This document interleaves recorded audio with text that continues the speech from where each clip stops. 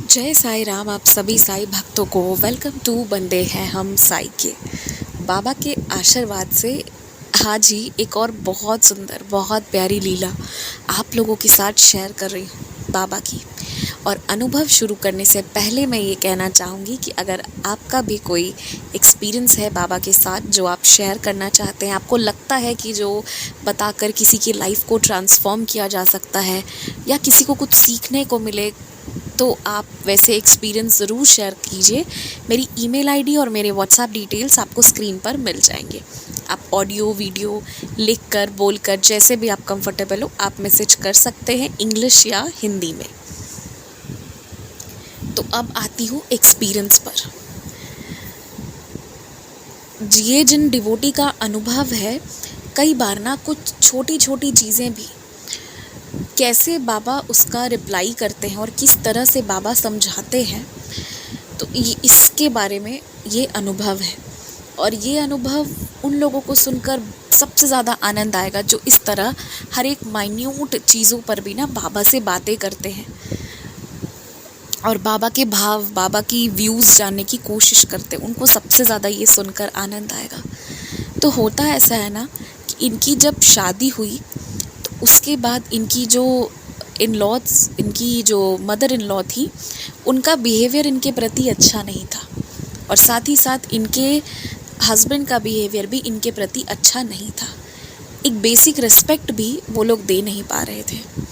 आप समझो कि एक समय शादी के बाद, जबकि अच्छे घर पे शादी की गई, अच्छे घर पे शादी होने के बाद भी, मतलब बहुत अच्छे घर पे शादी होने के बाद भी इनकी स्थिति ऐसी हो गई ना कि इनके पास ना इनको एकदम कंगाल करके रखा था कि 10 रुपए के लिए भी, 10-10 रुपए बचाने के लिए कि ये 10 रुपए मैं बचा लूँगी तो मैं इसे और कहीं पे यूज़ करती हूँ और किसी चीज़ में यूज़ कर सकती हूँ, जो भी है। तो मतलब आप समझो कि कितनी पैसे की कमी थी और अपने आप को बस मेंटेन करने के लिए या अपनी बेटी की छोटी मोटी चीज़ों को पूरी करने के लिए बहुत ज़्यादा ये दूर दूर तक चलना, बहुत कुछ ये करती थी, सिर्फ इसलिए ताकि ये जो मतलब ये 10-10 रुपए जो है ना, ये बचते जाएँ तो मेरी बेटी की सारी चीज़ें जो है या मैं अपनी भी जो बेसिक चीज़ें हैं वो पूरी कर पाऊँ। इस स्थिति में लाकर लोग रख दिए थे। इस तरह की सिचुएशन में ये थी जब से इनकी शादी हुई थी तब से। और सिर्फ यही नहीं, जिसे कहते हैं ना कुछ गलत ढंग से पूजा पाठ करवाना, जिसे हम कॉमनली ब्लैक मैजिक कह देते हैं, तो ये सब करना, आपस में लड़ाई लगवाए रखना, तो ये सब इनकी प्रवृत्ति थी इनके मदर इन लॉ की। ठीक है, इनकी मदर इन लॉ की ये प्रवृत्ति थी कि मतलब इन लोगों के आपस में बने नहीं, और इनके हस्बैंड का भी कहीं ना कहीं ऐसा बिहेवियर था। मुझे लगता है ना कि ये अनुभव उन लोगों को भी ध्यान से सुनना चाहिए, चाहे मेल हो चाहे फीमेल हो, जो इस तरह की प्रॉब्लम से गुजर रहे हैं, जिनके ईदर ऑफ द स्पाउस जो है ना वो तंग कर रहे हैं, टॉर्चर कर रहे हैं। ये अनुभव आप सुनिए। मैं ये नहीं कहती हूँ कि यही एक तरीका है, पर ये एक तरीका हो सकता है आप जिस प्रॉब्लम में हो वहाँ से निकलने का। This could be one way.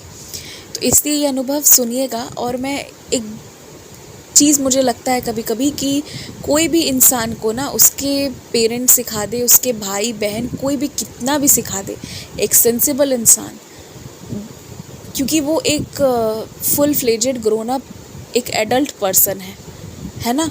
तो मुझे लगता है जब तक खुद पर्सन की, खुद की एक इंडिविजुअल की खुद की इच्छा नहीं होगी ना, उसे कोई गलत नहीं करवा सकता है। तो कोई लाखों सिखा दे, कितना भी सिखा दे, at the end of the day वो उस इंडिविजुअल का खुद का चुना हुआ कर्म होता है कि उसने ये करना है या उसने ये चीज़ नहीं करनी है। तो खैर इनके साथ ना इस तरह की लाइफ थी। तो ये बाबा से कहती थी कि बाबा जब से आप मेरी लाइफ में आए ना, मेरी लाइफ में बहुत प्रॉब्लम आ गई है। ये इस तरह से कहती थी उन दिनों, क्योंकि बाबा लाइफ में थे और साथ ही साथ प्रॉब्लम बहुत ज़्यादा रहती थी। इनको हमेशा डांटा जाता था, हमेशा कोसा जाता था, और मतलब आप समझ रहे हो हर तरह से वॉयलेंस किया जाता था।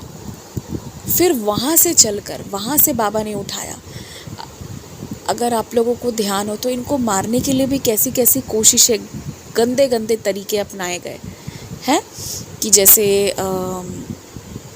नेकेड वायर को छोड़ देना कि इनका पाँव पड़े और इनको बिजली लगे, इनकी डेथ हो जाए, ये तो एक है। ऐसे अनगिनत तरह की चीज़ें करने की कोशिश, और इन सारी चीज़ों में ये अपने लिए और अपनी बेटी के लिए रास्ते निकालते गई। फिर धीरे धीरे करके इन्होंने अपना छोटा सा बिज़नेस शुरू किया, चॉकलेट का, केक का, ये सब का, और भी अभी छोटी छोटी चीज़ें ये कर रही हैं। तो ये एक चीज़ हुई इनके साथ। तो यहाँ तक ये जो सफ़र इन्होंने तय किया ना, तो पहले जब ये शुरू में आई थी, कोई भी इंसान नया नया रहता है, उसे नहीं पता रहता ऐसा मिलेगा, तो वो डरा सहमा रहता है। फिर धीरे धीरे बाबा ने इनको इतना मतलब बोल्ड बना दिया ना, इन्होंने बोला कि अब मैं कहीं पे भी डट के खड़ी रहती हूँ, अब मुझे कोई कुछ भी बोल ले, कुछ भी करे, तो मैं उसको जवाब दे सकती हूँ। बाबा ने ऐसा बनाया मुझे। लेकिन ये बाबा से ना क्वाइट ऑफन यही कहती थी कि जब से आप मेरी लाइफ में आए ना, मेरी लाइफ में बहुत दुख आ गया है। ये हमेशा इस चीज़ का शिकायत करती थी बाबा से। एक दिन क्या हुआ कि इनकी जो बेटी है ना, जैसे ये वो छोटी है, ये उसको कोई काम बोल दी ना, तो हाँ मैं कर दूंगी बाद में। फिर छोटे बच्चों को ऐसे थोड़ा होता है ना कि फिर वो आलस में अभी नहीं करेंगे, अच्छा थोड़ी देर बाद कर दूंगी, बाद में कर दूंगी, उनको मन नहीं करता उतना काम करने का। ये होता है, छोटे बच्चों का होता है। मैं भी छोटी थी तो मेरा भी ये सब था। तो वैसी सिचुएशन में ना इन्होंने एक दिन अपनी बेटी को डांटा, थोड़ा डांट दिया कि जाओ और जाके ये काम अभी ख़त्म करो, ऐसे आलस करने से नहीं होगा। तो इन्होंने डांटा, लेकिन इन्होंने फिर ऊपर भगवान से फिर मन ही मन प्रेयर किया कि मेरा इंटेंशन ना इसको हर्ट करने का नहीं है, मेरा इंटेंशन इसको स्ट्रॉन्ग बनाने का है, इसको हर कुछ आए, ये बाहर भी काम करे, इसको घर का काम भी आए, हर चीज़ आए, जिससे कि ना इसको कभी दिक्कत नहीं हो अपनी लाइफ में। तो वो इस चीज़ के लिए बाबा से मतलब ऐसे मन में प्रेयर कर रही थी कि मेरा इंटेंशन ना इसको स्ट्रॉन्ग बनाने का, इसलिए मैंने इसको डांटा, इसलिए मैंने इसको ये काम दिया, इसलिए ये इसके लिए चैलेंज है, पर मेरा इंटेंशन इसको दुख पहुंचाना नहीं है। जिस वक्त इन्होंने ये कहा ना, अगले वक्त बाबा की तरफ इन्होंने देखा और बाबा ने इनको कहा, मिला तुम्हें तुम्हारा जवाब। जिस तरह तुम अपनी बेटी को स्ट्रॉन्ग बनाने के लिए इस तरह ये काम कर दो, कभी ऐसे कर दो, कभी थोड़ा डांट देती हूँ, ठीक उसी तरह मैं भी तुम्हें ट्रेनिंग दे रहा हूँ, एक अलग वे में ट्रेनिंग दे रहा हूँ। पर तुम जो ये कहती हो कि बाबा आप आए तो मेरी लाइफ में इतनी चैलेंज आई, तो नहीं, मैं तुम्हें भी, कि तुम्हें भी हर कुछ आए, ऐसे लोगों से मैनेज करना है, दुनिया से मैनेज करना है, हर चीज़ मैनेज करना है, इसलिए मैं तुम्हें ये सब कुछ सिखा रहा हूँ। अब हो सकता है कि ये सुनने के बाद बहुत सारे लोगों के मन में ये सवाल होगा कि इससे अच्छा बाबा ऐसा सिचुएशन दिए ही नहीं होते।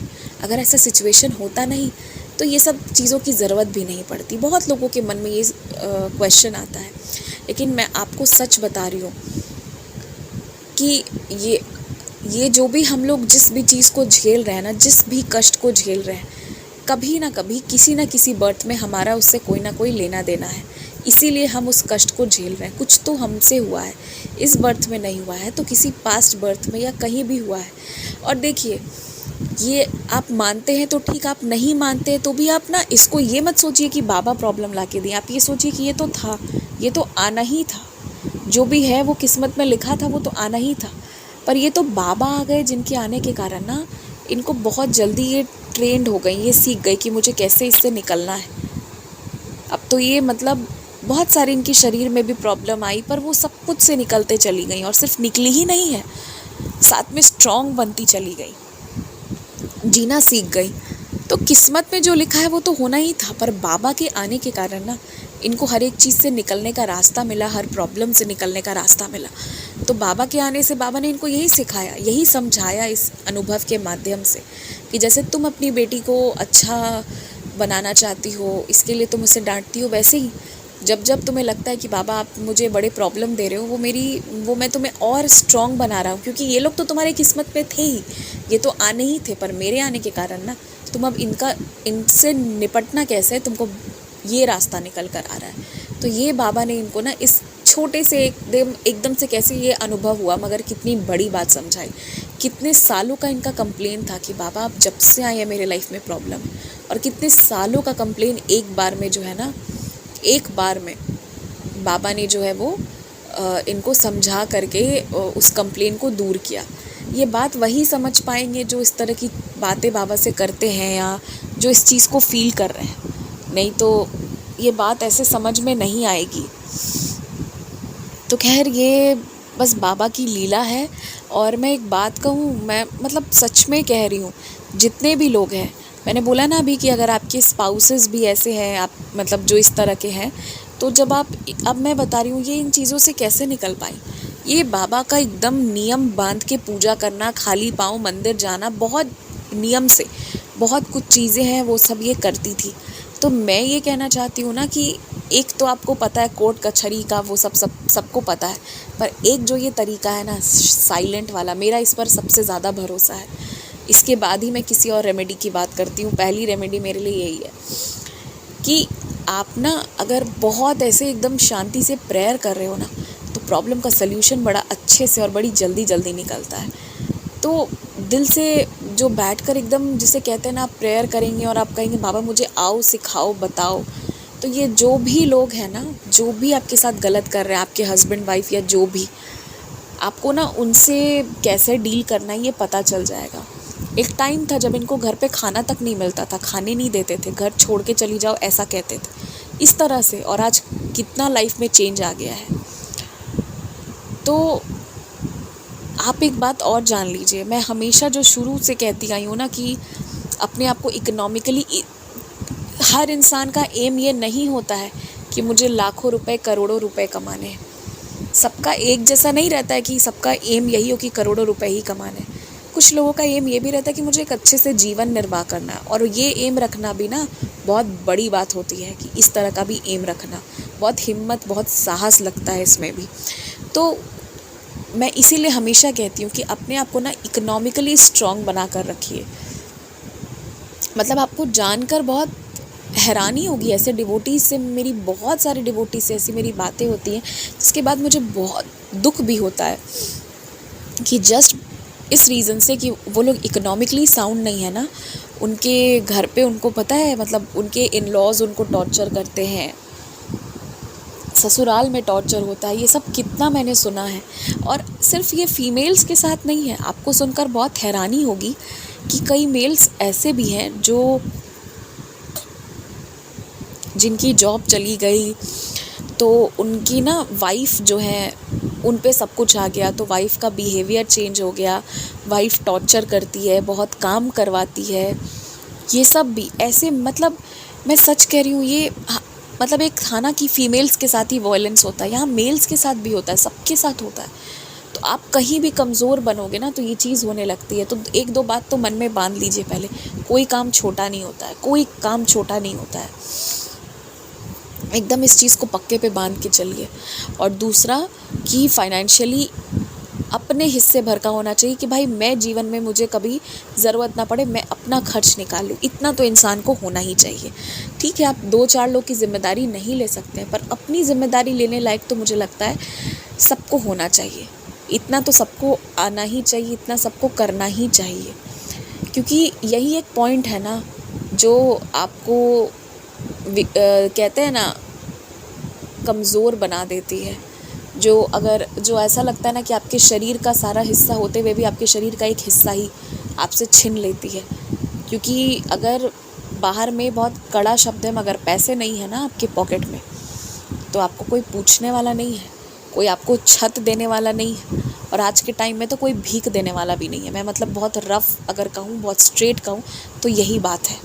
तो ऐसी सिचुएशन है बाहर, तो इसीलिए इंसान को अपने लायक तो होना ही चाहिए। अभी इन्हीं की बात करें तो इन्होंने धीरे धीरे अपना बिज़नेस शुरू किया, धीरे धीरे फ्लरिश कर रही हैं, और इनके सपने भी बहुत बड़े हैं जिसके लिए ये चेस कर रही हैं, और हो भी जाएगा, ज़रूर होगा बाबा के आशीर्वाद से।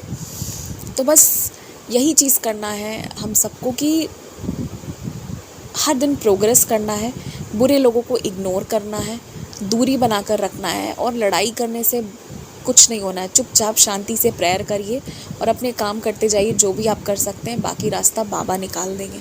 इसी के साथ जय साईं राम।